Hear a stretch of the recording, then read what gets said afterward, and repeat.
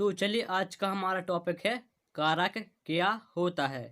तो please video को like share and comment करना ना भूलें और हमारे चैनल को भी सब्सक्राइब कर लें और जो बगल में बेल आइकन है उसे भी प्रेस कर लें। तो चलिए अब हम वीडियो को स्टार्ट करते हैं और अब हम जान लेते हैं कारक क्या होता है। संज्ञा और सर्वनाम के रूपों का संबंध। वाक्यों के अन्य शब्दों को विशेष रूप से क्रिया से जाना जाता है और क्रिया के रूपों को ही हम कारक कहते हैं या कारक कहा जाता है। जैसे मोहन पुस्तक पढ़ता है, तो इस वाक्य में मोहन और पुस्तक में कारक प्रयुक्त है, अर्थात पुस्तक को मोहन पढ़ता है और किसको पढ़ता है मोहन, तो मोहन पुस्तक को पढ़ता है। तो चलिए अब हम आगे बढ़ते हैं और अब हम जान लेते हैं विभक्ति क्या होती है। तो कारक का ज्ञान कराने वाले चिन्ह विभक्ति कहे जाते हैं, किंतु कभी कभी इन विभक्ति चिन्हों का लोप हो जाता है। तो चलिए अब हम कारक के भेद जान लेते हैं, विभक्तियां जान लेते हैं और उनके चिन्ह जान लेते हैं। तो पहला कारक है कर्ता और विभक्ति हो जाएगी प्रथमा और चिन्ह हो जाएगा ने। और अगला कारक है कर्म और विभक्ति हो जाएगी द्वितीया और चिन्ह हो जाएगा को। और अगला कारक है करण और विभक्ति हो जाएगी तृतीया और चिन्ह हो जाएगा के द्वारा। और अगला कारक है संप्रदान, विभक्ति है चतुर्थी और चिन्ह हो जाएगा के लिए। और अगला कारक है अपादान और विभक्ति हो जाएगी पंचमी और चिन्ह हो जाएगा से, अलग होने के अर्थ में। और अगला कारक है संबंध और विभक्ति हो जाएगी षष्ठी और चिन्ह हो जाएगा का, की या फिर के।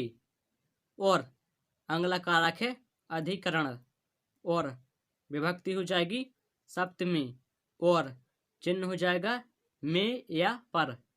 और अगला कारक है संबोधन और विभक्ति हो जाएगी संबोधन और चिन्ह हो जाएगा हे, ओ, अरे। तो जैसे यदि किसी भी वाक्य में इनमें से कोई भी चिन्ह आए तो इन कारकों में से कोई भी एक कारक होगा। जैसे यदि वाक्य में ने आए तब कर्ता कारक होगा और प्रथमा विभक्ति होगी, और यदि के लिए आए तो संप्रदान कारक होगा और चतुर्थी विभक्ति होगी। और यदि में या फिर पर आए तो फिर वहाँ पर अधिकरण कारक होगा और सप्तमी विभक्ति होगी। तो चलिए अब हम आगे बढ़ते हैं और अब हम जान लेते हैं कर्ता कारक क्या होता है। कार्य करने वाला कर्ता होता है, अर्थात कर्ता कारक का संबंध कर्ता से होता है। जैसे रवि पत्र लिखता है, तो इस वाक्य में रवि करता है क्योंकि यहाँ पर रवि ने पत्र लिखा है। तो यहाँ पर ने चिन्ह है, तब यहाँ पर कर्ता कारक है, जो कि यहाँ पर ने चिन्ह लुप्त है क्योंकि यहाँ पर कहा भी गया था कि कभी कभी इन विभक्ति चिन्हों का लोप हो जाता है। तो चलिए अब हम आगे बढ़ते हैं और अब हम जान लेते हैं कर्म कारक क्या होता है। जिस क्रिया पर क्रिया का प्रभाव कर्ता के माध्यम से पड़ता है वह कर्म कारक होता है, अर्थात कर्ता ही कर्म करेगा। जैसे रवि पत्र लिखता है, तो इस वाक्य में पत्र पर लिखता है क्रिया का प्रभाव कर्ता रवि के द्वारा या रवि के माध्यम से पड़ता है, तब यहाँ पर कर्म पत्र लिखता है होगा और कर्ता होगा रवि। तो चलिए अब हम आगे बढ़ते हैं और चलिए अब हम जान लेते हैं करण कारक क्या होता है। जिसके द्वारा या जिसकी सहायता से काम किया जाता हो उसे करण कारक कहते हैं। जैसे राम कलम से पत्र लिखता है। तो इस वाक्य में कलम से या कलम की सहायता से पत्र को लिखा जाता है, जबकि पत्र राम लिखता है। अतः इसमें कलम में करण कारक है, क्योंकि यहाँ पर कलम की सहायता से पत्र को लिखा जा रहा है, तब यहाँ पर करण कारक होगा। तो चलिए अब हम आगे बढ़ते हैं और अब हम जान लेते हैं संप्रदान कारक क्या होता है। जिसके लिए कर्ता कार्य करता है वहाँ संप्रदान कारक होता है। जैसे ममता बच्चों के लिए फल लाती है, तो इस वाक्य में बच्चों के लिए में संप्रदान कारक है, क्योंकि यहाँ पर संप्रदान कारक कहता है कि जिसके लिए कार्य किया जाए, और कार्य तो कर्ता के द्वारा ही किया जाता है। तो यहाँ पर ममता के द्वारा बच्चों के लिए फल लाए गए, तो यहाँ पर संप्रदान कारक होगा। और वाक्य में के लिए है, और संप्रदान कारक की पहचान के लिए है, अर्थात जिस वाक्य में के लिए आता है वहाँ पर संप्रदान कारक होता है। तो चलिए अब हम आगे बढ़ते हैं और अब हम जान लेते हैं अपादान कारक क्या होता है। जिससे किसी वस्तु का अलग होना बताया जा रहा हो वहाँ अपादान कारक होता है। जैसे छत से बालक गिर पड़ा, इस वाक्य में छत से में अपादान कारक है, क्योंकि यहाँ पर बालक छत से गिरा है, अर्थात छत से अलग हुआ है, तब यहाँ पर इस वाक्य में से आ रहा है।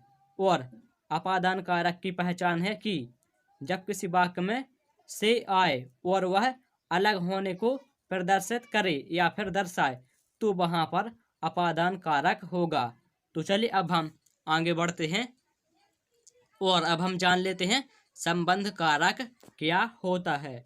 एक वस्तु या व्यक्ति का दूसरी वस्तु या पुरुष से संबंध बताने पर संबंध कारक होता है। जैसे यह मोहन की पुस्तक है, तो इस वाक्य में मोहन का अधिकार या फिर हम कह सकते हैं कि संबंध पुस्तक पर की के द्वारा प्रकट हो रहा है कि पुस्तक मोहन की है। और संबंध कारक की पहचान होती है कि यदि वाक्य में की, का या फिर के आए तो वहाँ पर संबंध कारक होगा, और यहाँ पर वाक्य में की आ रहा है तब यहाँ पर संबंध कारक होगा। तो चलिए अब हम आगे बढ़ते हैं और अब हम जान लेते हैं अधिकरण कारक क्या होता है। वाक्य में संज्ञा का आधार जिसके द्वारा प्रकट होता है वहाँ अधिकरण कारक होता है। जैसे छात्र कक्षा में पढ़ता है, तो इस वाक्य में छात्र के पढ़ने का आधार कक्षा होने से कक्षा में अधिकरण कारक है। और अधिकरण कारक की एक और पहचान है कि यदि वाक्य में या फिर पर आए तो वहाँ पर अधिकरण कारक होगा, और यहाँ पर वाक्य में आ रहा है तब यहाँ पर अधिकरण कारक होगा। तो चलिए अब हम आगे बढ़ते हैं और अब हम जान लेते हैं संबोधन कारक क्या होता है। किसी को पुकारा जाए या सावधान किया जाए वहाँ संबोधन कारक होता है। जैसे हे रवि तुम यहाँ आओ, तो इस वाक्य में हे शब्द संबोधन कारक है। और संबोधन कारक की एक और पहचान है कि यदि वाक्य में हे, अरे या फिर ओ आए तो वहाँ पर संबोधन कारक होगा। तो यहाँ पर वाक्य में हे आ रहा है तब यहाँ पर संबोधन कारक होगा।